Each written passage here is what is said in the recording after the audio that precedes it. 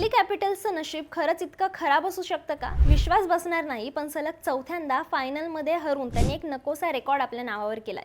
ही reel आत्ताच save करा आणि अशाच अपडेट्ससाठी आम्हाला लगेचच फॉलो करा. WPL 2024च्या अंतिम सामन्यात पुन्हा एकदा दिल्लीचं स्वप्न मातीमोल झालंय. बडोद्याच्या मैदानावर दिल्ली कॅपिटल्सने प्रथम फलंदाजी करताना 203 धावांचा डोंगर उभा केला. कर्णधार जमीमाने 57 धावांची खेळी करत दिल्लीला विजयाच्या उंबरठ्यावर नेऊन ठेवलं.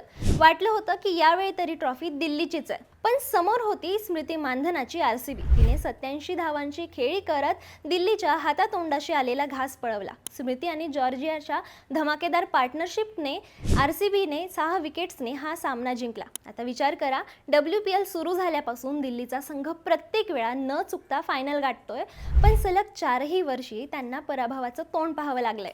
203 धावा करूनही फायनल हरणं आणि सलग चौथ्यांदा उपविजेतेपदावर समाधान मानणं यापेक्षा दुःख आणि दुर्दैव दिल्लीच्या चाहत्यांसाठी दुसरं असू शकत नाही. तुम्हाला काय वाटतं? पुढच्या वर्षी तरी दिल्ली कॅपिटल्स हा शाप मोडून फायनल जिंकू शकेल का? तुमचं मत आम्हाला कमेंटमध्ये नक्की सांगा. बातमी म्हणजे थोडक्यात.